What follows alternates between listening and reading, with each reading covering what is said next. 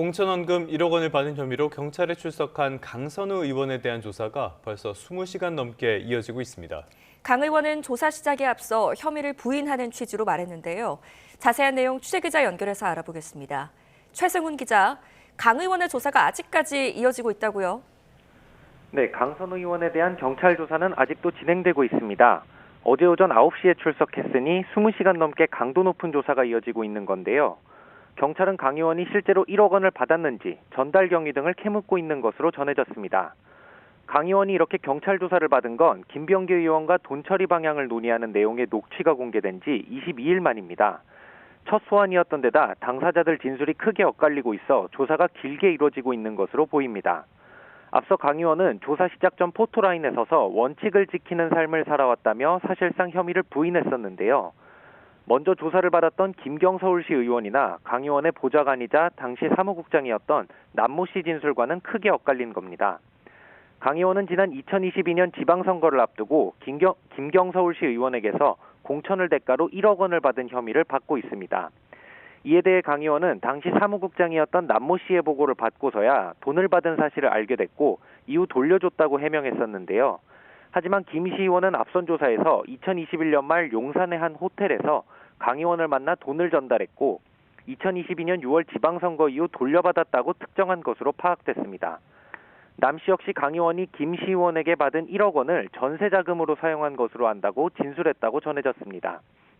이렇게 핵심 인물들의 진술이 엇갈리고 있는 가운데 경찰은 강 의원에 대한 조사가 끝나는 대로 다시 소환할지와 함께 관련자들에 대한 영장 신청 여부를 검토할 것으로 보입니다. 지금까지 사회부에서 YTN 최승훈입니다. 이 내용을 포함해서 13가지 의혹으로 경찰 수사를 받는 김병기 의원은 더불어민주당을 탈당하면서 무죄를 입증할 자료가 준비되어 있다고 밝혔습니다. 경찰은 김 의원 소환에 앞서 충분히 혐의를 다진다는 입장인데 수사에 대비할 시간을 벌어주는 게 아니냐는 지적도 나옵니다. 배민혁 기자입니다. 공천원금 의혹 등 13가지 의혹을 받는 김병기 의원은 더불어민주당 탈당에 앞서 무죄를 입증하겠다며 경찰 수사를 지켜봐달라고 당부했습니다. 이를 위한 자료도 준비되어 있다고 강조했습니다. 의혹이 사실이 아님을 입증할 자료는 준비되어 있습니다. 실체적 진실은 반드시 드러날 것입니다. 일부에서는 경찰 수사가 더디게 진행되는 사이 김 의원에게 대비할 시간만 벌어준 것 아니냐는 지적이 나옵니다. 앞서 경찰은 전 동작구 의원들의 탄원서가 제출된 지 2달이 지나 논란이 불거진 뒤에야 압수수색을 벌이며 본격 수사에 나섰습니다.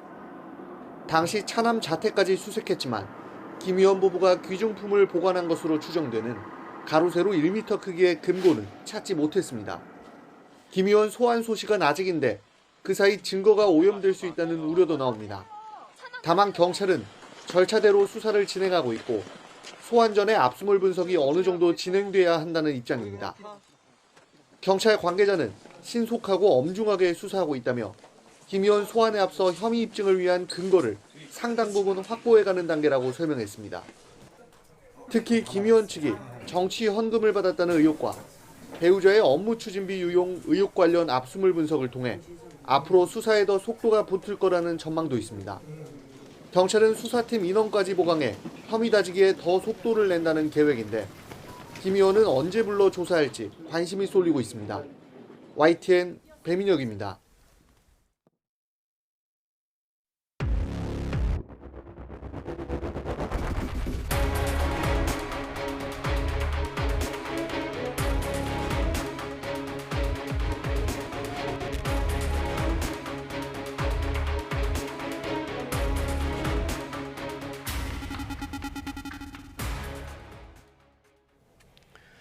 네, 다음 소식입니다. 오늘 한덕수 전 총리의 1심 선고가 예정돼 있습니다. 이 선고와 관심을 끄는 건 무엇보다 12.3 비상계엄을 선포한 게 내란죄에 해당하는지에 대한 첫 판단이 나오기 때문입니다. 윤석열 전 대통령 재판 선고에도 영향을 미칠 수밖에 없을 것으로 보입니다. 김영수 기자입니다. 한덕수 전 총리는 윤석열 전 대통령의 비상계엄 선포에 동조하고 도운 혐의를 받습니다. 특검은 한 전 총리에게 내란 우두머리 방조 혐의를 적용해 재판을 넘겼고 재판부 요청에 따라 선택적 병합 형태로 내란 중요임무 종사 혐의까지 추가했습니다. 국회 기능이 마비되면 계엄 사태가 장기화되고 권력자에 의한 소위 친위 쿠데타는 권력 독점으로 이어진다는 사실을 이미 잘 알고 있었습니다. 이에 따라 재판부는 12.3 비상계엄 선포 행위가 형법상 내란죄에 해당하는지 판단하게 됩니다. 내란 사건에 대한 법원의 첫 판결이 나오는 겁니다. 내란죄 인정 여부는 국헌을 문란하게 할 목적과 폭동이 있었는지로 가릅니다. 특검은 12.3 비상계엄 당시 국회와 선관위 등의 군병력과 경찰이 출동했고 국회의원 출입을 막거나 정치인 체포까지 시도한 만큼 내란죄 구성 요건에 모두 해당한다고 봤습니다. 하지만 윤석열 전 대통령은 경고성 계엄이었고 충돌도 없었다고 반박합니다. 저는 이게 지금 국정이 완전히 마비된 상태라고 판단을 했고, 그리고 감사원장까지 이제 탄핵을 하는 마당이 됐기 때문에 이거를 좀 국민들에게 이 상황에 국가의 이런 비상 상황이고 상황의 심각성을 알려야 되는데. 앞서 윤석열 전 대통령의 체포방해 혐의 사건 재판부는 비상계엄 전 국무회의에 대해 헌법과 계엄법을 정면으로 위반했다며 절차적 하자를 인정했습니다. 이번 재판에서 한덕수 전 총리의 내란 혐의가 인정되면 다음 달 선고를 앞둔 윤석열 전 대통령도 유죄 판결이 나올 가능성이 큽니다. YTN 김영수입니다. 한 전 총리 재판에서는 비상계엄 선포 직전에 대통령실 CCTV가 공개돼 눈길을 끌기도 했습니다. 무기력했던 한 정부의 국무회의 모습이 적나라하게 드러난 겁니다. 김경수 기자입니다. 비상계엄 선포 직전 국무위원들이 모였던 대통령실. 윤석열 전 대통령과 김용현 전 장관이 대국민 담화를 위해 일어납니다. 바로 옆에 앉았던 국무위원 누구도 가로막지 않습니다. 비상계엄을 선포하기 위해 자리에서 일어나는데 그 과정에서 피고인은 고개를 끄덕이며 윤 전 대통령의 말에 동조하는 듯한 모습도 확인되었습니다. 행정부 2인자와 실세 장관은 계엄 선포 직후 대접견실에 단둘이 남아 무언가를 논의합니다. 두 사람이 문건 하나하나 짚으며 대화한 시간은 모두 16분. 계엄 관련 문건을 멀리서 봤다거나 당시 상황이 기억나지 않는다는 진술을 쉽게 믿기 어려운 이유입니다.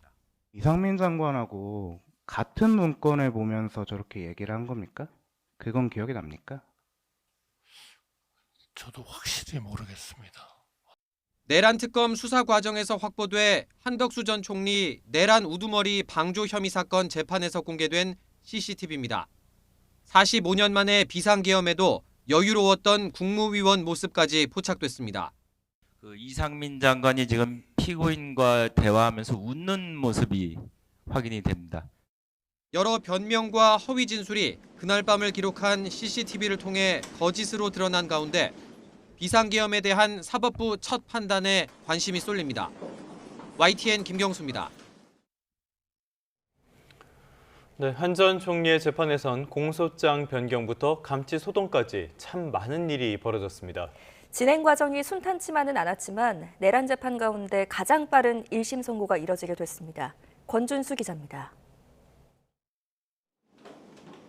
한덕수 전 국무총리 사건을 맡은 서울중앙지방법원 형사합의 33부의 재판장 이진관 부장판사는 속전속결 심리를 진행해왔습니다. 재판을 시작한 지 약 한 달 만에 특검에 공소장 변경을 요청한 게 대표적입니다. 애초 내란 우두머리 방조 혐의로 기소됐지만 법정형이 더 높은 내란 중요임무 종사 혐의까지 검토할 수 있도록 선택지를 넓혀달라는 의미였습니다. 선택적 병합 형태로 공소장을 변경하실 것을 요구합니다. 증인을 불러 신문하는 과정에선 직접 나서는 경우도 많았습니다. 내용이 길어지면 중간에 말을 자르고 답변이 애매하면 되묻기도 했습니다. 이 때문에 시원시원하다는 긍정적인 평가가 나오기도 했지만 윤석열이 비상계엄 선포를 위해서 가는구나 알았었다면 법적인 의무가 있는지 없는지를 떠나서 국무위원으로서 그걸 말려야 되는 거 아닙니까? 일각에서는 재판부가 예단을 가진 것처럼 비칠 수 있는 발언은 자제해야 한다는 비판도 제기됐습니다. 빠르게 재판을 진행해 나가는 과정에서 진통도 적지 않았습니다. 증인 선서를 거부한 이상민 전 행정안전부 장관에게 즉시 과태료 처분을 내렸을 당시엔 날선 반응이 오갔고 모든 분들은 선서를 하셔야 됩니다. 그것은 이제 해석 나름일 것 같습니다. 그러면 제재를 가하겠습니다. 김용현 전 국방부 장관이 증인으로 나왔을 땐 변호인이 발언권을 얻지 않고 이의를 제기하자 법정에서 감치 소동이 벌어지기도 했습니다. 네, 퇴정하십시오. 지금 명합니다. 지금 하시면 감시합니다. 윤석열 전 대통령이 증인 출석을 거부했을 때도 과태료 500만 원과 구인영장을 발부한 이 재판장은 원칙주의자로 평가받는데 사실상 사법부의 첫 내란 사건 판단을 어떻게 매듭지었을지 주목됩니다. YTN 권준수입니다. 지난 16일 더불어민주당 주도로 국회 본회의를 통과한 이른바 2차 종합특검법이 국무회의에서도 처리됐습니다. 이재명 대통령은 어제 청와대에서 주재한 국무회의에서 윤석열, 김건희에 의한 내란, 외환 및 국정농단 행위의 진상규명을 위한 특별검사 임명 등에 관한 법률안을 심의 의결했습니다. 2차 종합특검법으로도 불리는 이 법안에는 기존 내란특검과 김건희 특검, 최상병 특검 수사에서 부족했던 부분과 새롭게 발견된 범죄 혐의에 대한 수사를 특검에 맡기는 내용이 담겼습니다. 특별검사는 더불어민주당과 비교섭 단체 가운데 의석수가 가장 많은 단체, 즉 조국혁신당이 각각 한 명씩 추천한 사람 가운데 대통령이 결정합니다. 국민의힘 장동혁 대표가 무기한 단식에 돌입하면서 시끄러웠던 당 내부가 일단 정돈되고요. 일부 결속 효과도 나타난 모습입니다. 장 대표가 농성장을 지키는 사이 의원들은 청와대로 또 앞에서 이른바 쌍특검 수용을 요구하고 나섰습니다. 김다연 기자입니다. 국민의힘 장동혁 대표의 단식 엿새째 유승민 전 의원이 농성장을 찾았습니다. 중도 개혁 보수로 분류되는 인사의 방문 자체로 상징성이 있는데 유 전 의원은 생각이 달라도 대의를 위해서라면 머리를 맞대야 한다며 통합을 강조했습니다. 전부 다 하나가 돼서 보수 재건의 길을 해결책을 찾았으면 좋겠습니다.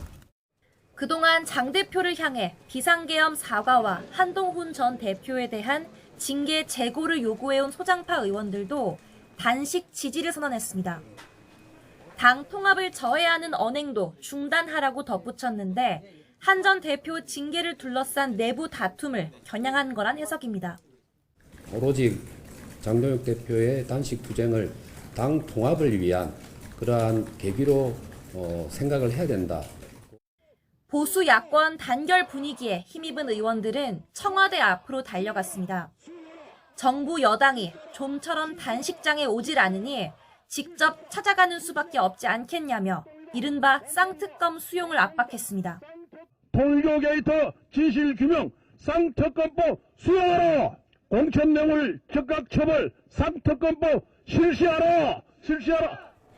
로텐더 홀에서 꼬박 5밤을 자고 건물 밖으로 처음 잠깐 나온 장 대표는 기자들을 만나 민주당의 응답을 요구했습니다. 민주당이 답을 하지 않으면 국민께는 그 자체가 자백이라고 생각합니다. 특검 전선을 함께 구축한 개혁신당 이준석 대표는 의원 외교 일정에서 돌아오자마자 농성장을 찾겠다며 연대 메시지를 전했습니다. 하지만 민주당에선 국회 금쪽이, 철 지난 선동, 단식이 아닌 단윤 필요 등 조롱 섞인 냉소적인 반응이 잇따랐습니다. 국회 전 일정을 보이콧하겠다는 것은 사실상 아무런 명분 없이 국민의 삶을 내팽개치겠다는 것과 다름 아닙니다. 24시간 필리버스터에 이은 무기한 단식까지 장 대표의 행보가 보수 연대 물꼬를 틔웠다는 평가가 나오지만 한동훈 전 대표 징계 문제는 여전히 시한폭탄입니다. YTN 김다연입니다.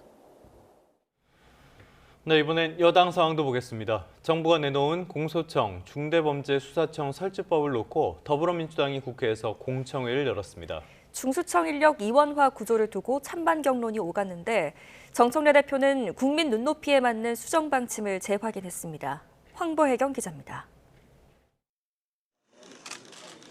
오는 10월 검찰청이 폐지되면서 신설되는 공소청과 중대범죄수사청을 두고 더불어민주당이 공청회를 열었습니다. 정부안을 둘러싸고 여권에서조차 반발이 잇따르자 수정안 마련을 위해 의견 수렴에 나선 겁니다.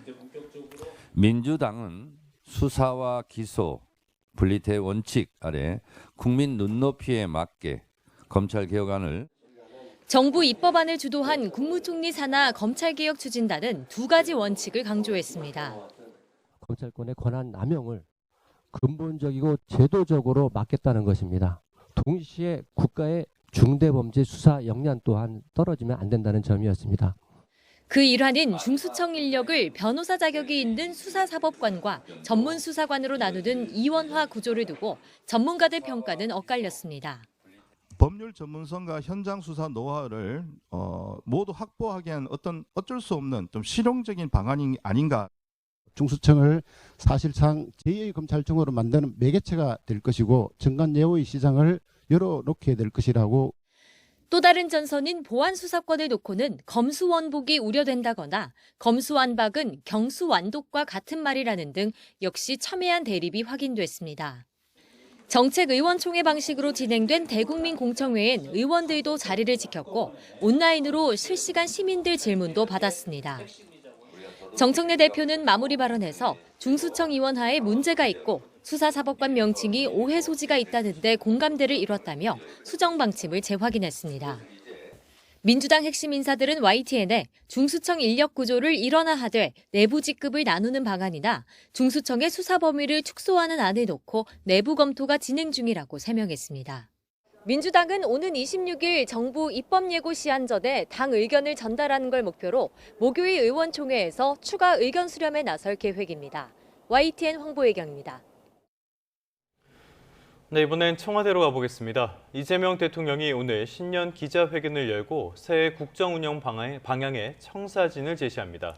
이해훈 기획예산처 장관 후보자 임명 여부를 포함한 쟁점 현안에 어떤 생각을 밝힐지도 관심입니다. 강진원 기자의 보도입니다.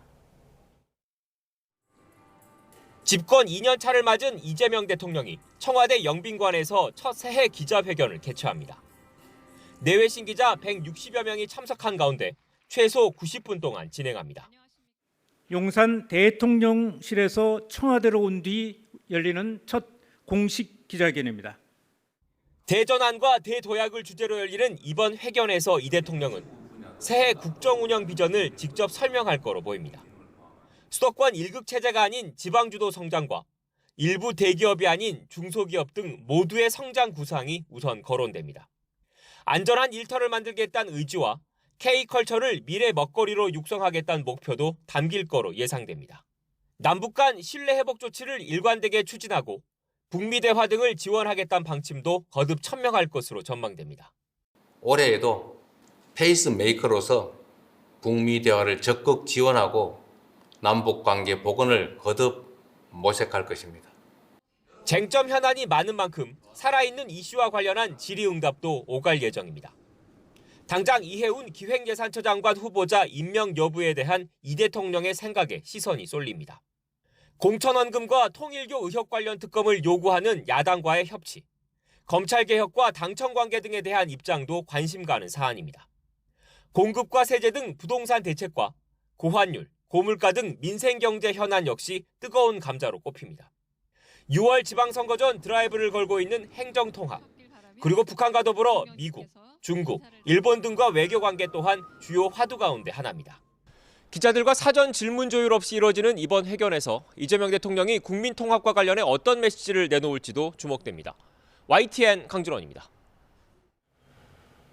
이재명 대통령이 일부 공공기관을 겨냥해 대통령이 지적했는데도 여전한 곳이 있다면서 이런 기관은 제재하라고 장관들에게 지시했습니다. 이 대통령은 청와대에서 주재한 국무회의에서 대통령의 지적 이후 장관이 다시 보고를 받을 때도 똑같은 태도를 보이는 곳이 있다는 취지로 언급하면서 이같이 주문했습니다. 해당 기관이 어디인지 이 대통령이 밝히진 않았지만 이학재 인천공항공사 사장이 대통령에 이어 최근 국토교통부 장관 업무보고에서도 질책을 받은 걸 거론한 것이 아니냐는 해석이 나왔습니다. 이렇게 청와대와 갈등을 빚는 이학재 인천국제공항 사장이 이번에는 청와대에 불법 인사 개입 의혹을 공개적으로 제기했습니다. 국토부는 일부 인사에 대해 의견을 개진한 것뿐이라며 사실이 아니라고 반박했습니다. 차유정 기자입니다. 지난달 업무보고 과정에서 책갈피 외화 반출 행위에 대해 명확히 답변 못해 이재명 대통령과 공방을 벌였던 이학재 인천국제공항공사 사장이 국회에서 긴급 기자회견을 열었습니다. 이 사장은 대통령실이 공항공사 인사에 불법적으로 개입했다고 주장했습니다. 지난해 11월 중순부터 대통령실의 뜻이라며 신임 기관장이 올 때까지 인사를 시행하지 말라는 국토부를 통한 지속적인 압력이 있었습니다. 자신이 뜻을 굽히지 않자 구체적인 지침까지 제기하며 인사 개입을 이어갔다고 날을 세웠습니다. 인사 내용을 대통령실 사전 보고 및 승인 후 시행 등 초법적인 가이드라인을 제시하며 불법적 인사 개입이 이어졌습니다. 이와 함께 지난 업무보고 논란 이후 뜬금없이 인천공항 주차 대행 서비스 개선안에 대한 감사 지시도 내려와 유례 없는 표적 감사까지 받고 있다는 의혹도 제기했습니다. 국토부는 불법 인사 개입 주장은 사실무근이라며 반박 자료를 냈습니다. 먼저 경영진의 공백 등을 고려해 일부 임원의 퇴임 인사안 등에 대해선 신중한 접근이 필요하다는 취지의 의견을 개진한 거라고 반박했습니다. 특정 감사를 하게 된 건 공항 이용객의 불편 우려 등 문제가 언론 지적을 통해 제기됐기 때문이라고 설명했습니다. 다만 이 사장 주장인 구체적인 인사 개입 정황이 있었는지에 대해선 아직 해명이 나오지 않은 가운데 논란은 계속될 것으로 보입니다. YTN 차유정입니다. 네, 이재명 정부의 대표적인 정책 펀드인 국민성장펀드에 대한 세제 혜택안이 확정됐습니다. 3년 넘게 장기 투자할 경우에는 최대 40%를 소득 공제하고요. 배당 소득에 대해서는 9% 분리과세하기로 했습니다. 세금 혜택을 위해 국내 증시로 복귀한 서학개미가 해외 주식을 다시 사들이면 세제 혜택은 축소됩니다. 이승은 기자가 보도합니다. 반도체 등 첨단 산업에 투자하는 국민성장펀드는 오는 6월이나 7월 국민 참여형이 6천억 원 규모로 출시됩니다. 재정경제부는 국민 참여형에 손실이 나더라도 20%까지 메워주고 투자금이 들고 날 때 이중 세금 혜택을 주겠다고 했는데 구체적 방안이 나왔습니다. 3년 이상 투자하면 최대 40% 소득공제 혜택이 주어집니다. 5,500만 원을 투자할 경우 연말정산 때 소득에서 1,650만 원을 제외할 수 있습니다. 또 배당 소득에 대해서도 5년간 9%만 세금을 뗍니다. 투자금 2억 원 한도로 혜택을 받을 수 있습니다. 역대 정부 정책 펀드 가운데 세금 혜택이 가장 큽니다. 하지만 지난 3년간 한 번이라도 금융소득이 2천만 원 이상이어서 금융소득 종합과세 대상이 됐다면 혜택을 받을 수 없습니다. 벤처기업 등에 투자하는 정책펀드인 기업성장집합투자기구 BDC에 대해서도 납입금 2억 원 한도로 배당소득 9% 분리과세 혜택이 있습니다. 전문가들은 절세 혜택 펀드가 부족한 상황에서 장기 투자를 통한 자산 형성을 돕는 건 바람직하지만 근본적인 건 기업의 성장이라고 강조합니다. 잠재 성장률을 끌어올리면서 성장한다면 서학개미가 구태여 미국 증시 투자 안 하고도 국내 투자할 요인이 되겠지만 그렇지 않고 재정을 투입을 해서 성장이 답보되지 않은 상황에서 자산 형성의 기회를 제공한다. 이거는 거품이 언제 빠질지 모른다. 그리고 그 거품의 몫은 세금이고 환율 안정을 위한 국내 시장 복귀 계좌 RIA 제도와 관련해서는 올해 1분기 복귀하면 매도 금액 5천만 원까지 양도소득세 100%를, 2분기에 복귀하면 80%, 하반기에는 50% 비과세 방안을 확정했습니다. 복귀한 자금은 국내 상장 주식과 주식형 펀드 등에 자유롭게 투자할 수 있지만 다른 계좌에서 해외 주식을 순매수한 경우 규모에 비례해 소득공제 혜택이 줄어듭니다. 세제 혜택을 누리기 위해 자금 돌려막기로 해외 주식에 다시 투자하는 꼼수를 막기 위해서입니다. 개인 투자자용 환해지 상품에 투자하는 경우 투자액의 5%를 한도 500만 원 안에서 해외 주식 양도소득에서 공제하게 됩니다. 해외 주식 복귀나 한해지 상품 가입 시 세제 혜택은 올해만 한시적으로 적용됩니다. YTN 이승은입니다. 고환율에도 불구하고 서학개미의 미국 주식 투자가 이어지며 국내 투자자의 미국 주식 보관액이 250조 원을 넘어섰습니다. 한국예탁결제원에 따르면 지난 15일 기준 미국 주식 보관액은 1,705억 달러, 우리 돈으로 약 251조 원으로 집계됐습니다. 연말과 비교하면 불과 2주 만에 10조 원이 넘게 늘어난 규모입니다. 보관액 상위 종목에는 테슬라가 270억 달러 넘게 보관돼 1위를 차지했고 엔비디아가 179억 달러, 알파벳 72억 달러 순으로 주요 기술주가 뒤를 이었습니다.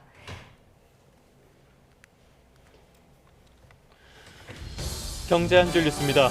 지난 15년 동안 수도권과 지방의 생산성 격차가 11.1%포인트로 크게 벌어지면서 수도권 집중을 한층 심화시켰다는 국책연구기관의 분석이 나왔습니다. 정부가 내수 소비 진작을 위해 지난해 9월부터 12월까지 실시한 상생 페이백으로 1,170만 명이 1조 3천억 원을 돌려받은 것으로 나타났습니다. 지난해 12월 전국 아파트 청약 경쟁률이 한 자릿수 성적을 이어간 가운데 서울의 경쟁률은 150대 1을 웃돌면서 쏠림 현상이 심화된 것으로 나타났습니다. 서울 아파트의 전셋값 상승과 공급 부족이 이어지는 가운데 임대차 시장에서 전세와 월세의 경계가 흐려지며 이른바 준월세 비중이 커지고 있습니다. 최근 청년들 가운데 쉬었음 상태의 비중이 늘어날 뿐 아니라 아예 취업을 원하지 않는 젊은이도 급증한 것으로 나타났습니다. 지금까지 경제 한 줄 뉴스였습니다. 네, 국제뉴스 살펴보겠습니다. 다보스 포럼에 집결한 유럽 정상들이 트럼프의 관세 협박을 공개적으로 비판하면서 보복을 예고했습니다. 유럽연합이 지난해 7월 미국과 어렵게 합의한 무역협정 비준 절차도 중단하면서 무역 전쟁이 재점화하고 있습니다. 런던 조수연 특파원입니다. 60여 명의 정상이 모이는 올해 다보스 포럼은 시작부터 그린란드 갈등에 집중됐습니다. 연설에 나선 폰데어라이엔 EU 집행위원장은 북극 안보를 위해 그린란드에 대규모 투자를 하겠다고 공언했습니다. 그러면서 트럼프 대통령이 그린란드 병합을 반대하는 오랜 동맹국들에 추가 관세를 부과하기로 한 것은 실수라고 비판하며 보복을 예고했습니다. So our response will be unflinching, united and proportional. 마크롱 프랑스 대통령도 미국이 무역을 통해 유럽을 약화하고 종속시키려고 한다고 목소리를 높였습니다. With an endless accumulation of new tariffs that are fundamentally unacceptable, even more so when they are used as leverage against territorial sovereignty. 다양한 보복 카드가 검토 중인 상황에서 유럽의회는 미국과 EU가 지난해 7월 합의한 무역협정 비준 절차를 중단했습니다. 협정에는 많은 미국산 제품에 대한 관세 철폐안이 담겼는데 이를 공식 승인하기 위한 표결을 애초 이달 말 진행할 계획이었지만 일단 보류한 겁니다. 그린란드 총리는 수도에서 기자회견을 열고 미국의 군사 침공 가능성에도 대비하겠다고 밝혔습니다. Det er ikke sandsynligt, at der vil være en brug af militær magt, men det er ikke udelukket endnu. 이런 가운데 러시아는 역사적으로 그린란드가 원래 덴마크 영토가 아니었고 식민지 정복의 결과라며 미국을 거들었습니다. 다만 트럼프 대통령이 그린란드를 병합하려는 이유로 러시아와 중국의 위협을 꼽은 데 대해선 러시아는 아무런 관련이 없다고 반박했습니다. 미국의 일방적인 그린란드 병합 움직임이 결국 미국과 유럽의 전면적인 무역 전쟁으로 번질 가능성이 커지면서 위기감이 고조되고 있습니다. 런던에서 YTN 조수연입니다. 그렇다고 가만히 있을 트럼프 행정부 인사들이 아니죠. 트럼프에 앞서 스위스에 도착한 미국 경제 수장들도 포문을 열었습니다. 트럼프 대통령의 관세에 반발하는 유럽을 향해 히스테리 부리지 말라며 보복에 나서면 맞대응에 나설 것이라고 압박했습니다. 워싱턴에서 신윤정 특파원입니다. 하워드 러트닉 미국 상무장관은 트럼프 대통령이 예고한 그린란드 관세에 맞서 유럽이 보복 관세를 단행하면 맞대응 국면으로 돌아갈 거라고 경고했습니다. 동맹이라고 해서 다툼이 없을 수 없고 소란이 있을 수 있다는 겁니다. Well, then we'll be back to a tit for tat, which is how we began. And if we're going to have a kerfluffle, so be it. But we know where it's going to end. 그러면서도 트럼프 대통령의 관세 정책은 미국과 대화해야 한다는 메시지라며 결국 대화를 통해 합의점을 찾을 거라고 전망했습니다. 제이미슨 그리어 미국 무역대표부 대표도 같은 행사에서 트럼프의 그린란드 관세를 관세의 적절한 사용이라고 거들었습니다. 그린란드 관세가 협상을 위한 것이냐는 질문에 그럴 가능성이 있다고 답했습니다. 관세라는 무기를 협상 지렛대로 삼아 미국이 원하는 그린란드 병합 문제를 성공적으로 마무리할 거란 자신감을 잇따라 내비친 것으로 해석됩니다. 트럼프는 미국의 그린란드 병합에 반대하는 유럽 8개국에 다음 달부터 관세를 부과하겠다고 밝혔고, 이에 유럽은 미국과의 무역협정 표결을 보류하고 보복 관세를 검토해야 한다고 반발하고 있습니다. 스콧 베센트 미 재무장관은 유럽의 반발을 히스테리라고 일축하며 유럽 지도자들은 상황을 악화시키지 말라고 엄중하게 경고했습니다. Calm down the hysteria, take a deep breath.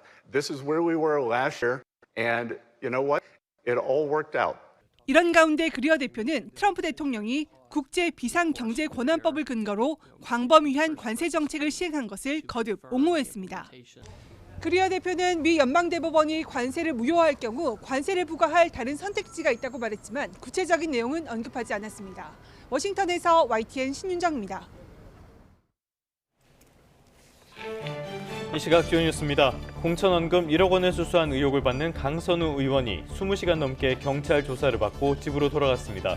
경찰은 강 의원에 대한 구속영장 신청 여부를 검토할 것으로 보입니다. 한덕수 전 국무총리의 내란 방조 혐의 사건 1심 선고가 오늘 내려집니다. 내란 사건에 대한 법원의 첫 판단이 나오는 건데 YTN은 오늘 선고 과정을 생중계할 예정입니다. 이재명 대통령이 청와대 복귀 뒤 처음으로 오늘 신년 기자회견을 엽니다. 집권 2년차 국정운영 구상을 공개하고 최근 논란이 되는 쟁점 현안에 대한 입장도 밝힐 것으로 보입니다. 오늘도 강추위가 이어지는 가운데 호남과 제주에는 많은 눈까지 내리겠습니다. 이번 한파는 주말까지 이어질 전망입니다. 네, 다시 주요 뉴스부터 살펴보겠습니다. 공천원금 1억 원을 받은 혐의로 경찰에 출석한 강선우 의원이 21시간 만에 조사를 마쳤습니다. 강 의원은 성실하게 사실대로 최선을 다해서 조사에 임했다고 밝혔는데요. 자세한 내용 취재기자 연결해서 알아보겠습니다. 최승훈 기자, 강 의원의 조사가 조금 전에 끝났죠? 네, 강선우 의원에 대한 경찰 조사가 조금 전 끝났습니다. 어제 오전 9시에 출석했으니 21시간 만에 귀가한 건데요. 조사는 오늘 새벽 2시 넘어 끝났는데 진술조서를 열람하는데 꽤 많은 시간이 걸린 것으로 확인됐습니다. 강 의원은 경찰서를 나서기 전 취재진들에게 성실하게 사실대로 최선을 다해 조사에 임했다고 밝혔습니다. 또 국민께 심려를 끼쳐드려 다시 한번 죄송하다며 남아있는 수사에도 지금처럼 최선을 다해 사실대로 임하겠다고 강조했는데요. 경찰은 강 의원이 실제로 1억 원을 받았는지 전달 경위 등을 캐물은 것으로 전해졌습니다. 강 의원이 이렇게 경찰 조사를 받은 건 김병기 의원과 돈 처리 방향을 논의하는 내용의 녹취가 공개된 지 22일 만입니다. 첫 소환이었던 데다 당사자들 진술이 크게 엇갈리고 있어 조사가 길게 이루어지고 있는 것으로 보입니다. 앞서 강 의원은 조사 시작 전 포토라인에 서서 원칙을 지키는 삶을 살아왔다며 사실상 혐의를 부인했었는데요. 먼저 조사를 받았던 김경 서울시 의원이나 강 의원의 보좌관이자 당시 사무국장이었던 남모 씨 진술과는 크게 엇갈린 겁니다. 강 의원은 지난 2022년 지방선거를 앞두고 김경 서울시 의원에게서 공천을 대가로 1억 원을 받은 혐의를 받고 있습니다. 이에 대해 강 의원은 당시 사무국장이었던 남모 씨의 보고를 받고서야 돈을 받은 사실을 알게 됐고 이후 돌려줬다고 해명했었는데요. 하지만 김 씨 의원은 앞선 조사에서 2021년 말 용산의 한 호텔에서 강 의원을 만나 돈을 전달했고 2022년 6월 지방선거 이후 돌려받았다고 특정한 것으로 파악됐습니다.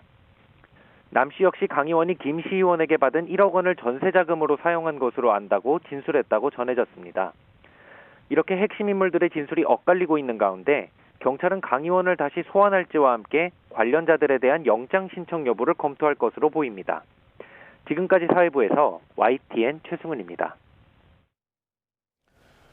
네, 다음 소식입니다. 올겨울 최강 한파가 맹위를 떨치고 있습니다. 어제도 정말 추웠죠. 서해안에는 눈도 내리고 있는데요. 호남 서해안 그리고 제주 산간에는 대설주의보까지 내려졌습니다. 기상캐스터 연결해서 자세한 날씨 알아보겠습니다. 이혜민 캐스터. 네, 서울 홍대 거리에 나와 있습니다. 네, 오늘 추위 얼마나 심합니까? 네, 현재 서울 기온이 영하 11.8도로 기온 자체는 어제와 비슷한데요. 직접 이렇게 이틀째 밖에 나와 보니 체감 추위는 오늘이 더 심한 것 같습니다. 앞으로 해가 뜨기 전까지 기온이 점점 내려가는 만큼 오늘은 정말 따뜻하게 입으셔야겠고요. 보온용품도 꼭 챙기셔야겠습니다. 그리고 제 뒤로 이른 출근길에 오른 시민들의 모습도 조금씩 보이고 있습니다. 버스 정류장에서 시민들이 내리고 있는데요. 두껍게 옷을 입어도 몸을 잔뜩 웅크리고 걸음을 빠르게 옮기는 모습을 확인할 수가 있었습니다. 추위가 한층 더 강해지면서 어제 밤부터 한파특보는 더 확대 강화됐습니다. 현재 경기 북동부와 영서, 충북 북부와 경북 곳곳에 한파경보가, 그 밖에 중부와 전북 동부, 경북을 중심으로는 한파주의보가 발령 중입니다. 현재 화천, 광덕산의 기온이 영하 21.2도로 전국에서 가장 낮은데요. 칼바람이 불면서 체감온도는 무려 영하 32도를 보이고 있습니다. 현재 춘천은 영하 14.3도, 대전은 영하 8.7도고요. 남부지방도 광주와 대구 영하 6.3도로 대부분 지역이 영하권으로 떨어져 있습니다. 낮에도 서울은 영하 5도, 광주 0도, 부산 2도에 그치면서 어제보다 종일 추운 날씨가 이어지겠습니다. 추위 속에 서해안과 제주 산간 지역에는 눈이 내리고 있는데요. 특히 대설주의보가 내려진 호남 서해안과 제주 산간을 중심으로 내일까지 많은 눈이 쏟아지겠습니다. 제주 산간 많은 곳에 25cm 이상, 호남 서해안에 10 이상, 그 밖의 지역에도 1에서 5cm의 눈이 예상됩니다. 특히 내일 오전까지 호남 서해안과 제주도, 울릉도, 독도에는 시간당 1에서 3cm의 강한 눈이 집중될 때가 있겠습니다. 금요일인 모레는 서해안과 제주도에 다시 눈이 내리겠습니다. 또 내일은 서울 아침 기온이 영하 14도까지 떨어져 이번 추위가 절정에 달하겠고요. 주말까지 영하 10도 안팎의 강추위는 계속될 것으로 전망됩니다. 오늘도 전국에서 바람이 매우 강하게 불겠습니다. 특히 서해안과 제주도를 중심으로는 초속 20m 안팎의 돌풍이 불겠는데요. 간판이 떨어질 수 있는 수준인 만큼 시설물 관리에도 주의하셔야겠습니다. 지금까지 YTN 이혜민입니다. 어제는 24절기의 마지막 절기인 대한이었습니다. 이름대로 전국이 꽁꽁 얼어붙었습니다. 높이 50m 폭포가 거대한 빙벽으로 변했고 시민들은 물론 농가 가축도 강추위에 잔뜩 움츠러들었습니다. 홍성욱 기자입니다. 기암절벽 사이 거대한 얼음벽이 생겨났습니다. 9구비를 돌아 흐른다고 해 이름 붙여진 춘천 구곡폭포. 영하 20도 가까운 한파에 높이 50m 폭포가 그대로 얼어붙었습니다. 지역 관광 명소인데 날이 얼마나 추운지 사람 발길도 뚝 끊겼습니다. 등산로 입구에도 빙벽이 생겼고 사람 키만한 고드름이 달렸습니다. 오늘 날씨가 얼마나 추운지 보여드리기 위해 이렇게 물에 젖은 청바지를 준비했는데요. 밖에 둔 지 10여 분밖에 지나지 않았는데 이렇게 단단하게 얼었습니다. 얼마나 꽁꽁 얼었는지 잘 접히지도 않습니다. 매서운 강추위에 산아래 축산농가도 분주합니다. 일주일 전 태어난 송아지는 한파에 오들오들. 저체온증을 막기 위해 두툼한 겨울옷을 입히고 보온등도 설치했습니다. 우사 옆은 비닐 방풍막을 쳤고 바닥 냉기를 막기 위해 톱밥도 뿌립니다. 소가 마실 물이 얼지 않도록 온도 조절 자동 급수기 마련은 필수입니다. 옷 입히고 불똥 켜주고 사람이 관리 안 하면 얼어서 나서 죽어요. 홍사된다고. 들어가는 손도 열전이 들어가 있고 바닥에도 열전이 깔려서 얼질 않아요. 울릉도에는 한파와 함께 폭설이 겹쳤습니다. 한방눈이 쉴 새 없이 펑펑 쏟아집니다. 고갯길이 많은 울릉도, 혹여나 미끄러질까 차량에 체인부터 채우고 도로에는 서둘러 바닷물을 뿌려 눈을 녹입니다. 마지막 절기 대안에 찾아온 최강 한파. 전국이 말 그대로 꽁꽁 얼어붙었습니다. YTN 홍석입니다. 네, 이번엔 청와대로 가보겠습니다. 이재명 대통령은 정보사 지원 의혹까지 불거진 민간인의 무인기 대북 침투 사건에 대해 철저한 수사를 지시했습니다. 또 민간인이 날린 무인기가 3차례나 군사분계선을 넘는 동안 적발하지 못한 군의 경계 허점에 대해서도 질타했습니다. 홍선기 기자가 취재했습니다. 이재명 대통령은 대북 무인기 침투 사건이 민간인들의 소행으로 드러난 것에 대해 있을 수 없는 일이라고 비판했습니다. 윤석열 정부 당시 북한을 자극해 전쟁을 유발하려 한 외환 행위와 다를 게 없다고 지적하기도 했습니다.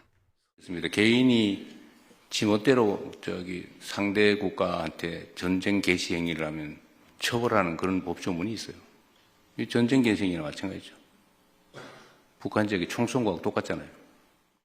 특히 무인기 대북 침투에 관련된 민간인들을 군 정보사가 지원했다는 의혹에 대해서도 철저한 수사를 지시했습니다. 국방부는 이와 관련해 군경 합동 TF에 신속하고 철저한 조사를 지원하고 있다면서 수사 결과를 토대로 군 자체적으로 점검에 나설 뜻을 밝혔습니다. 지금 수사가 진행 중이어가지고 구체적인 내용을 제가 설명드리는 건 좀 제한될 것 같고요. 확인을 해서 필요한 조치가 있다면 그때 가서 취할 예정입니다. 이 대통령은 국무회의에 참석한 안규백 국방부 장관을 향해 군 감시망 허점을 질타하기도 했습니다. 무인기가 몇 번씩 왔다 갔다 넘어가는 걸 체크를 못 합니까? 이 국방부 혹시 상황 아세요?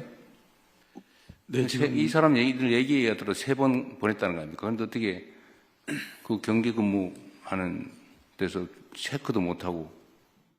그러면서 불필요하게 남북 간 대결 분위기가 조성되면 경제에도 악영향이 생긴다며 적대 감정이 커지지 않도록 관리해달라고 주문했습니다. YTN 홍성기입니다. 더불어민주당의 정청래 대표가 추진하는 1인 1표제를 둘러싸고 공개 충돌했던 당권파와 비당권파가 청와대 만찬을 계기로 일단 손을 맞잡았습니다. 하지만 갈등의 본질은 차기 당권에 있다는 분석이 지배적인 만큼 재점화 불씨는 남았다는 해석이 나옵니다. 강민경 기자입니다. 같은 사람한테 재갈을 물리겠다라는 거예요? 이재명 대통령과 민주당 지도부 간 청와대 만찬 뒤 비당권파 강득구 최고위원은 예정된 기자회견을 취소했습니다. 1인 1표 우려 표명을 해당 행위라고 표현한 박수현 수석 대변인을 비판하고 정청래 대표의 당헌 개정 속도전을 꼬집으려던 계획을 철회한 겁니다. 유쾌한 만찬장 분위기에 담긴 원팀 메시지를 무겁게 받아들인다는 게 강 최고위원의 설명입니다. 설전을 벌였던 박수현 수석 대변인과도 SNS를 통해 오해를 풀었다, 태산 같은 신념을 지녔다는 덕담을 주고받으며 보란듯 손을 맞잡았습니다. 본인께서 저한테 또 전화를 하셔서 아이고 오해가 풀렸다, 그리고 서로 사랑한다. 당권파와 비당권파 간의 충돌이 숨고르기에 들어갔다는 해석이 나오는 가운데 만찬을 주재한 이 대통령의 직구가 결정적인 영향을 미쳤을 거란 관측이 나옵니다. 정청래 대표를 향해 혹시 반명이냐고 농담조로 물으며 오히려 여권 원팀 기조를 되살렸다는 해석입니다. 하지만 휴전도 잠깐 당 안팎에선 갈등의 불씨가 살아있다는 시선이 적지 않습니다. 당헌 개정 절차가 진행 중인 만큼 다음 달 초 1인 1표제가 확정될 때까지 당권파는 이 사안에 촉각을 기울일 수밖에 없습니다.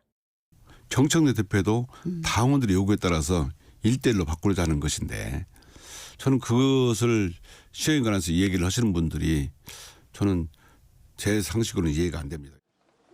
반면 비당권파는 연임을 노리는 정 대표가 8월 전당대회에서 자신의 정치적 기반인 권리당원 지지세를 최대한 활용하기 위해 1인 1표를 추진하는 거란 의심을 거두지 않고 있습니다. 민주당 차기 당대표는 의원들의 정치적 생명이 걸린 총선 공천권을 쥐게 됩니다. 다시 원팀을 외친다고 해도 권력의 본질상 기싸움은 이어질 수밖에 없다는 전망이 나옵니다. YTN 강민경입니다. 네, 12.29 여객기 참사 국정조사특별위원회가 무안국제공항 현장을 조사했습니다. 조사 과정에서 사전 동의 없이 유류품과 잔해물이 치워진 사실이 드러나 유족들이 크게 반발하기도 했는데요. 국회는 이번 현장 조사 내용을 바탕으로 내일 청문회를 열 계획입니다. 나현호 기자입니다. 지난 2024년 12월 29일 여객기가 충돌해 부서진 로컬라이저 둔덕이 그대로 남아 있습니다. 국회 여객기 참사 국정조사 특별위원회 의원들이 꼼꼼하게 참사 현장을 둘러봅니다. 최근 국토부 항공철도 사고조사위원회에서는 이 둔덕이 없었다면 탑승자 전원이 생존했을 거라는 조사 결과가 나오기도 했습니다. 조종사들한테 위험물 시설이라는 걸 알렸어야 하는데 공항에서 누구 하나 설명해 준 사례가 없습니다. 사전 공지가 되었다면 누가 콘크리트 둔덕으로 착륙을 유도했겠습니까? 국회 국정조사특별위원회 조사는 상황실과 관제탑에 이어 사고 현장과 여객기 잔해 보관 장소까지 이어졌습니다. 동행한 유족들은 유류품 관리가 제대로 되지 않은 데다 사전 동의도 없이 희생자 유류품과 잔해를 치워버렸다며 분통을 터뜨렸습니다. 왜 하필 갑자기 증거물을 건드리는지 이유를 알 수 없습니다. 이는 조사의 전문성이 부족해서가 아니라 증거인멸이나 사건 축소를 위한 시도로밖에 의심할 수가 없습니다. 국정조사특위는 현장 조사에서 나왔던 쟁점을 토대로 참사의 진상규명에 나설 계획입니다. 여기에 정부가 있었나, 여기에 국가가 있었나, 여기에 국민이 주인인 이런 것이 과연 지켜지고 있었나 하는 생각이 듭니다. 남은 유가족분들께서 일상으로 돌아가시려면 그 길은 철저한 진실규명과 성역 없는 수사라고 저는 생각합니다. 12.29 여객기 참사 국정조사특위는 오는 22일 청문회를 연 뒤 27일 결과 보고서를 채택할 계획입니다. YTN 나연호입니다. 2023년부터 3년 가까이 2,900만 개나 시중에 풀린 중국산 2080 치약의 87%에서 금지 성분이 검출됐습니다. 인체에 크게 해롭지 않다는 게 보건당국의 입장이지만 소비자 불안을 잡기에는 역부족으로 보입니다. 권민석 기자의 보도입니다. 중국 도미사가 만들고 애경산업이 수입해 판 2080 치약입니다. 간질환 유발 가능성으로 2016년부터 국내에서 구강용품에 써선 안 되는 트리클로산이 나왔다는 소식에 보건당국이 실태조사를 벌였습니다. 2023년 4월부터 최근까지 중국에서 만든 2080 치약 6종 870개의 제조번호 중 754개에서 트리클로산이 검출됐습니다. 이 기간 생산량의 86.6%로 최대 0.16%까지 치약에 혼입된 거로 파악됐습니다. 애경이 국내에서 만든 2080 치약 128종에선 트리클로산이 나오지 않았습니다. 식약처는 중국 업체가 소독을 위해 제조 장비에 뿌렸던 트리클로산이 잔류해 치약에 섞인 거라고 밝혔습니다. 작업자별로 세척 소독액 사용 여부와 사용량의 차이가 있었기 때문에 치약 제품의 남은 잔류량이 일관되지 않게 나타났습니다. 또 트리클로산이 0.3%까지 들어가도 심각한 부작용을 초래하진 않는다고 설명했습니다. 외국의 어떤 발표 사례를 보고 여러 가지 논문을 봐도 트리클로산의 인체 축적 가능성이 좀 낮다라고 판단이 되었고요. 하지만 문제의 치약이 3년 가까이 2,900만 개 넘게 팔릴 동안 검사 시스템이 전혀 작동하지 않은 건 문제란 지적이 나옵니다. 식약처는 치약을 포함한 모든 의약외품 모니터링 주기를 5년에서 3년으로 단축할 거라고 해명했습니다. 이와 함께 조속한 회수에 나서지 않았다며 애경산업의 수입 업무 정지와 수사 의뢰를 검토하고 있습니다. YTN 권민석입니다. 서울시가 오는 2031년까지 31만 가구 착공을 목표로 주택 공급 속도를 대폭 끌어올리기로 했습니다. 상대적으로 개발이 더뎠던 강북 지역을 바이오와 문화가 어우러진 핵심 거점으로 탈바꿈시키는 균형 발전 전략도 구체화했습니다. 양희력 기자입니다. 노후도 89%에 이르는 저층 주거지가 모여있는 신림 7구역입니다. 낮은 사업성으로 10년 넘게 필요하던 재개발 사업을 서울시가 신속통합기획으로 용적률을 높여 전환점을 마련했는데 지난해 정부의 11호 부동산 대책으로 규제가 강화되면서 사업 추진에 어려움을 겪고 있습니다. 주민들의 절규에 가까운 요청을 정부가 조속한 시일 내에 받아들여서 조금이라도 빨리 조합이 만들어지고 그리고 사업 시행이 속도를 낼 수 있도록 이 같은 개발 사업이 더욱 속도가 붙도록 서울시가 주택 공급을 올해 핵심 과제로 삼고 실질적 동력 확보에 나섭니다. 우선 2031년까지 31만 가구 착공을 목표로 신속통합기획 2.0을 본격적으로 가동합니다. 절차 간소화와 검증 신속화, 이주 촉진을 통해 정비사업 속도를 대폭 끌어올리는 게 핵심인데 관리 처분과 철거 집중 지원으로 착공 시점을 1년씩 앞당겨 3년 안에 착공 물량을 7만 9천 가구에서 8만 5천 가구로 늘리겠다는 계획입니다. 전세가 상승과 대출 규제로 어려움을 겪는 신혼부부를 위해 장기 전세주택 임대보증금 분할 납부제도 도입합니다. 상대적으로 개발이 뒤처졌던 강북은 서울의 균형 성장을 위한 핵심 도시로 거듭납니다. 바이오 산업 중심의 새 경제 거점 서울 디지털 바이오시티와 내년 개관을 앞둔 서울 아레나, 광운대 역세권 개발이란 세 개 축을 연결해 직장과 주거지, 여가가 어우러진 곳으로 재탄생합니다. 이와 함께 서울시는 그동안 서울광장의 8배에 이르는 11만 제곱미터 규모 녹지를 조성한 기조를 이어나가 빌딩과 나무숲이 공존하는 도시 실현에도 앞장설 예정입니다. 다만 녹지축 조성을 위한 공간 확보 과정에서 건물 높이를 완화해 세계유산 가치 훼손 논란을 낳은 종묘 앞 재개발 등 풀어야 할 숙제도 만만치 않습니다. YTN 양일혁입니다.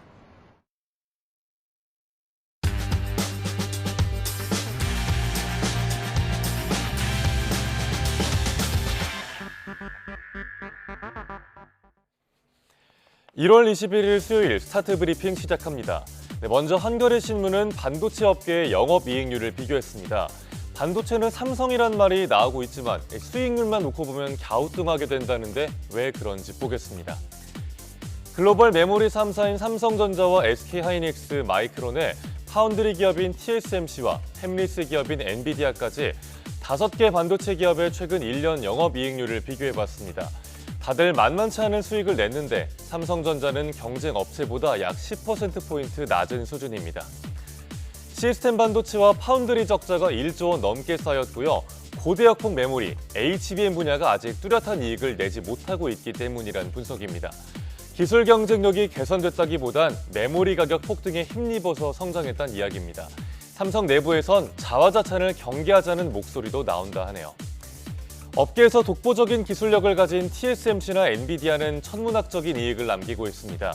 경쟁사보다 좀 떨어지는 수율, 또 HBM 경쟁력 제고 등이 삼성전자의 과제로 꼽힙니다. 다음 중앙일보 기사는 눈에 확 들어오는 그림 한 장을 실었습니다. 트럼프 미국 대통령이 현지 시간 20일 SNS에 올린 이미지인데요. 함께 보시죠. 덴마크령 그린란드에 성조기를 직접 꽂는 모습을 합성했습니다. 미국령으로 만들겠다는 의지를 계속 노골적으로 드러내고 있는 거죠. 그린란드 매입 협상이 불발되면 유럽에 실제로 관세를 부과할 거냐 질문에도 100% 그렇게 할 것이라고 했습니다. 앞서 덴마크가 그린란드의 병력을 추가로 파병하자 미국은 군용기를 파견하기도 했습니다. 강제 점령 가능성에 대해서는 노코멘트라면서 군 개입 가능성도 완전히 거두진 않았습니다. 이렇게 미국이 거세게 밀어붙이자 유럽은 보복 관세와 금융 제재, 또 무역 바주카포로 불리는 무역 제재 카드까지 검토 중입니다. 다만 군사 행동에 나설 가능성은 매우 낮다는 게 전문가들의 분석입니다.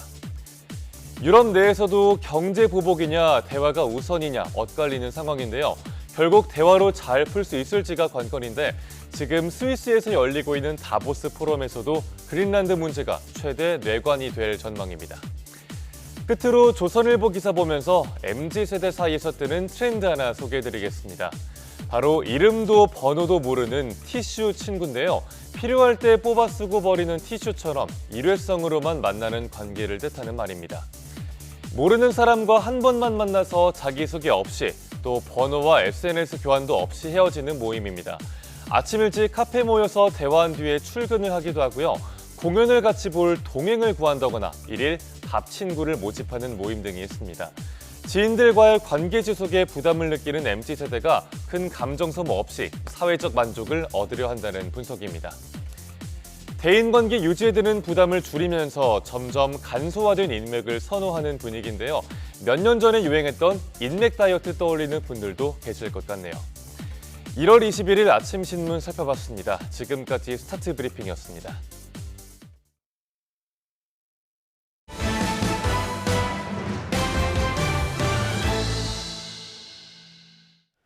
네, 다음 소식입니다. 넷플릭스의 인기 예능 흑백요리사 시즌2의 출연자인 임성근 셰프가 음주운전 전력을 공개한 뒤에 그 후폭풍이 이어지고 있습니다. 흑백요리사는 시즌1에 이어 이번 시즌도 역시 출연자 과거 논란을 피해가지 못했습니다. 김승환 기자입니다. 임성근 셰프는 자신감 있는 태도와 실력, 유쾌한 캐릭터를 앞세워 단숨에 인기 출연자로 떠올랐습니다. 고기 요리를 한 40년 가까이 했기 때문에 갈비 요리는 누구보다 잘한다고 생각하거든요. 하지만 임 씨는 최근 자신의 유튜브 채널을 통해 과거 3차례 음주운전에 적발됐던 사실을 직접 공개했습니다. 술을 좋아하다 보니까 좀 실수를 했는데 10년에 걸쳐서 내가 한 3번 정도 뭐 이렇게 음주를 했던 게 있어요. 이 영상은 언론이 임 씨의 과거 음주운전 전력과 관련해 취재에 나선 직후 올린 거로 알려지면서 사과의 진정성을 둘러싼 논란이 불거졌습니다. 흑백요리사 2 흥행 이후 임 씨를 앞다퉈 출연시키거나 출연을 검토하던 방송과도 분위기가 달라졌습니다. 예정됐던 방송이 취소되거나 출연을 보류하는 등 여파가 이어졌습니다. 판결문 내용이 보도되면서 논란이 커진 그런 상황. 그래서 핵심을 흐린 고백이다. 책임을 응감을 보여야 된다. 이런 의견들이 뒤따라 나왔습니다. 흑백요리사는 시즌1에서도 방송 이후 출연자들 논란으로 홍역을 치른 바 있습니다. 반복되는 출연자 논란 속에서 프로그램의 인기만큼이나 책임과 검증의 기준도 높아져야 한다는 지적이 나옵니다. YTN 김승환입니다. 애프터스쿨 출신 배우 나나의 집에 침입해 나나 모녀를 흉기로 위협한 혐의로 기소된 남성이 첫 재판에서 일방적인 구타를 당했다며 혐의를 부인했습니다. 의정부지방법원 남양주지원은 강도 상해 등의 혐의로 구속 기소된 30대 남성 A씨에 대해 어제 첫 재판을 진행했습니다. 검찰은 A씨가 지난해 11월 나나의 자택에 흉기를 들고 들어와 나나 모녀를 위협하고 돈을 요구하는 과정에서 다치게 했다고 지적했습니다. 하지만 A씨 측은 빈집인지 알고 들어가 절도만 하려고 했다며 흉기를 소지하지 않았고 일방적으로 구타를 당했다고 반박했습니다. 지인에게 필로폰을 투약한 혐의로 구속된 남양유업 창업주 외손녀 황하나 씨가 재판에 넘겨졌습니다. 수원지방검찰청 안산지청은 마약 혐의를 받는 황 씨를 어제 구속 기소했습니다.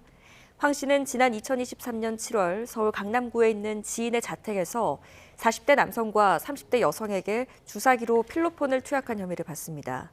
황 씨는 5개월 뒤 태국으로 도피한 뒤 캄보디아로 건너갔는데 지난해 12월 경찰의 자진 출석 의사를 밝히면서 캄보디아 공항 국적기 안에서 체포됐습니다.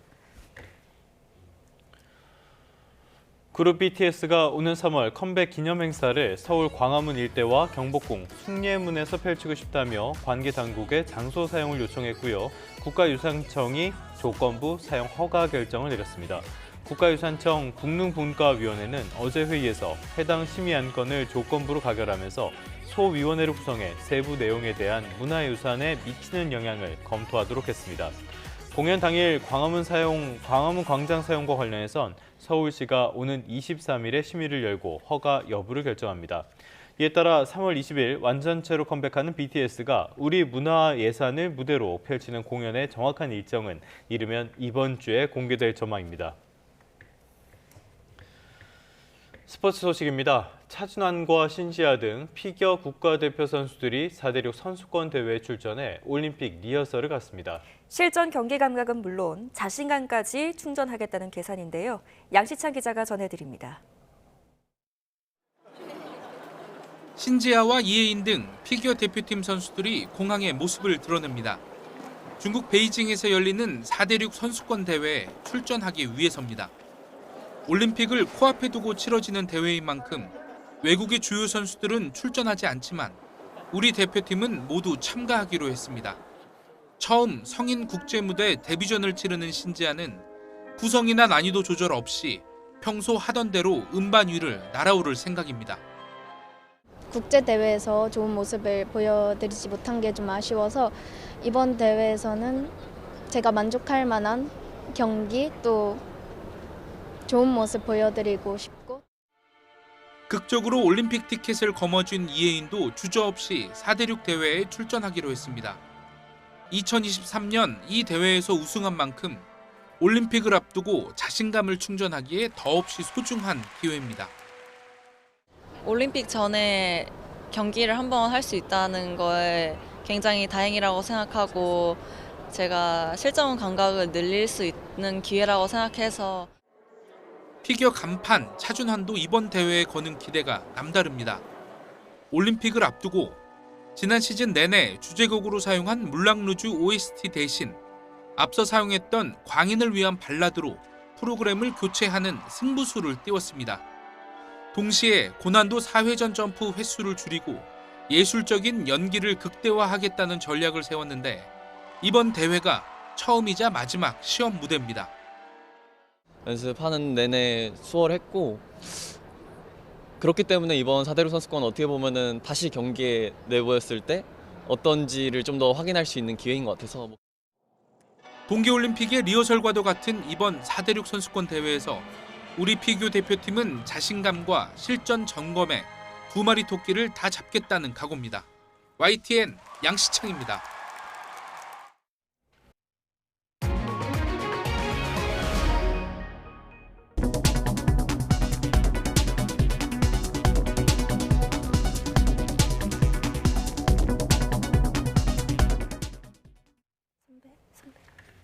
뉴스타트 3부 잠시 뒤에 계속됩니다.